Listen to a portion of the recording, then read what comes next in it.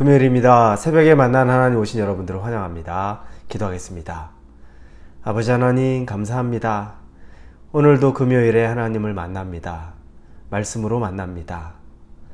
하나님의 형상이 눈으로 실질적으로 보이는 것이 아니어도 우리가 말씀을 보면 하나님을 만납니다. 하나님이 계시는 것을 압니다. 그리고 하나님이 우리에게 말씀하고자 하는 것들을 우리가 마음을 열고 또 우리의 생각을 열고 우리가 간절한 말씀을 기대합니다. 우리에게 당신의 마음을 주시옵소서. 그리고 그 말씀이 우리의 삶을 변화시키게 하여 주시옵소서.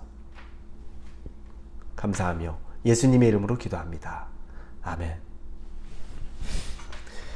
우리에게 주시는 말씀은 전도서 10장입니다. 전도서 10장 12절에서 14절의 말씀입니다. 전도서 10장 12절부터 14절입니다. 전도서 10장 12절에서 14절입니다. 우리 찾으셨으면 같이 읽겠습니다.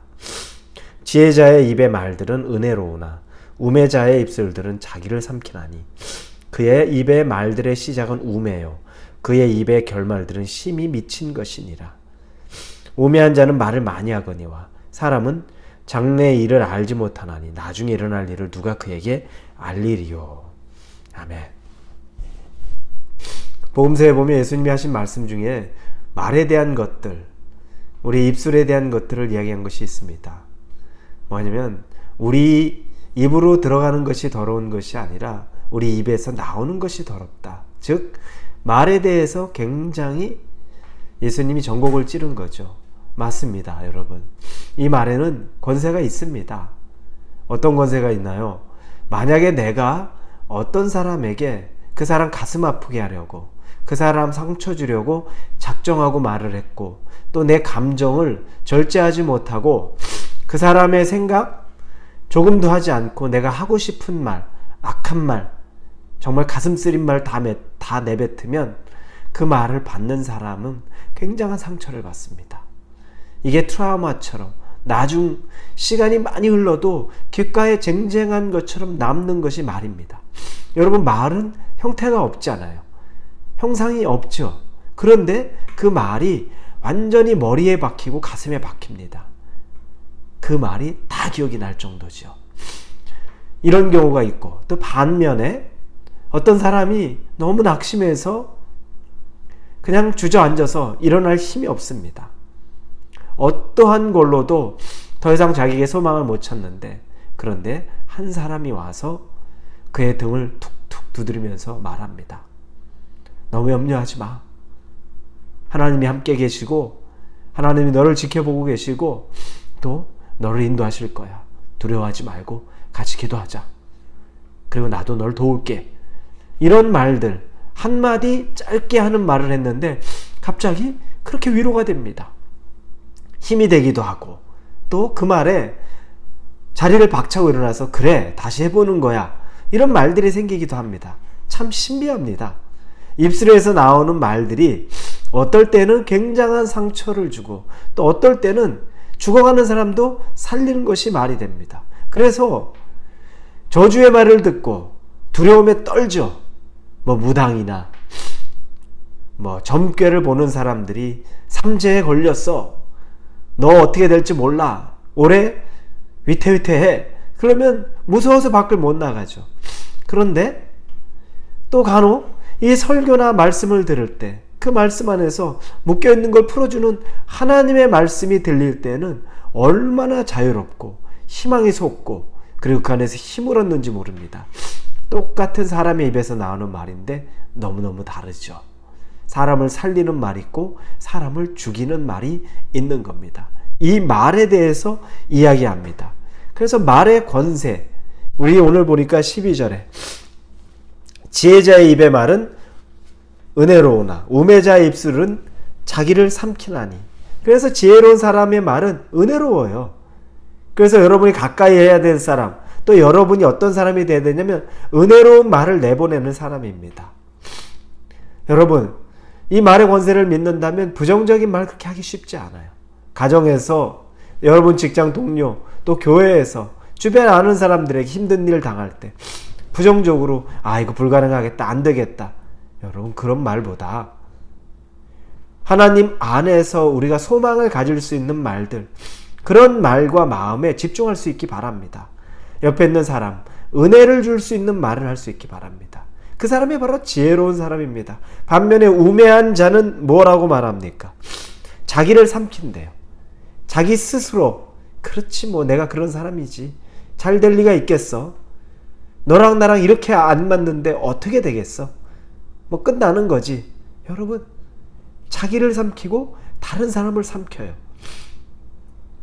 거의 죽음으로 몰아갈 만큼 여러분 그렇게 우둔한 말을 막 내뱉는 거예요. 이런 일들 우리 안에 많죠. 지혜자가 되겠습니까? 우매자가 되겠습니까? 당연히 지혜자가 돼야죠.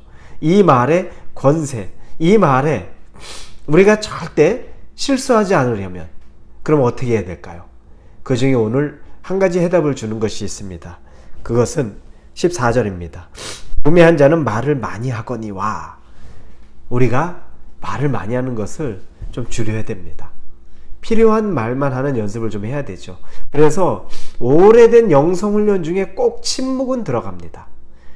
우리 중세, 고대 영성훈련이 잘 돼 있는 곳, 항상 거기에서 말 많이 하고 수다 많이 하고 사람들과 교제 많이 하는 것, 그런 것들을 대부분 지향해요. 지향이 아니라 지향하는 겁니다. 그런 것들을 줄여가는 겁니다. 왜냐하면 말을 많이 하는 것, 실수하기도 하고 그 말 가운데 우리 여러 가지 생각들이 들어올 수 있기 때문에 최대한 말을 적게 하는 연습을 하는 겁니다. 여러분, 말을 적게 한다고 힘이 없을까요? 아니요. 칭찬도 똑같은 칭찬을 반복해서 많이 하면 나중에 그게 별로 칭찬으로 들리지 않고 왠지 다른 생각으로 들릴 때가 있어요. 왜 자꾸 저런 말 하지? 처음에는 기쁘고 고마운데 나중에는 그게 반복적으로 들으니까 좀 짜증나요. 희한하죠? 칭찬인데도 그래요. 그런데 지나가는 말 같아도 진심을 담아서 한마디 칭찬하면 그게 그렇게 여운이 남아요. 길지 않아요. 진심이 담긴 말은 그래요. 꼭 길어야 될 이유가 없어요. 말을 많이 해야 될 이유가 없는 거죠. 하나님이 우리에게 기도를 가르쳐 주실 때 심지어 너희가 말을 많이 하여야 하나님이 들으실 줄로 믿는 것, 그게 아니라는 거죠. 기도할 때에도 하나님에게 필요한 것, 해야 될 말들, 그걸 구별해서 가려서 할 줄 알아야 된다고 하는데 하물며 사람들에게는 오죽하겠습니까? 사람들에게 실수할 말 하지 않고, 그리고 과한 말 하지 않고, 해야 될 말 하고, 진심을 담고, 이 말이 나도 살리고 다른 사람도 살리는 겁니다.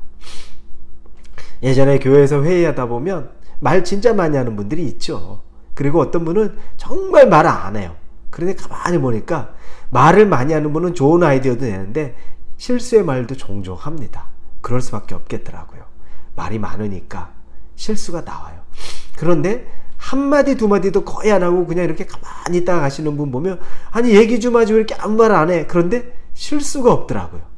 제가 그걸 보면서 그렇구나. 차라리 말을 안 하면 실수는 없겠다라는 생각이 듭니다.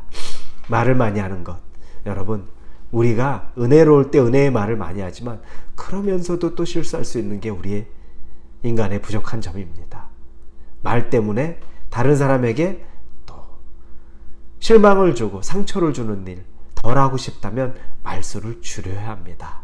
그리고 해야 될 말이라면 진심을 담아서 하는 겁니다. 이게 지혜로운 입술로 우리가 해야 되는 것이라는 것을 오늘 기억하시고, 오늘 여러분의 주변에 있는 사람에게 적용하실 때 칭찬하는 말들을 꼭 해주시되, 그러나 그것도 진심을 담아서, 그리고 여러분 부정적인 것들은 여러분 마음 안에 그냥 꼭 담아두시고 입술로는 내지 마십시오.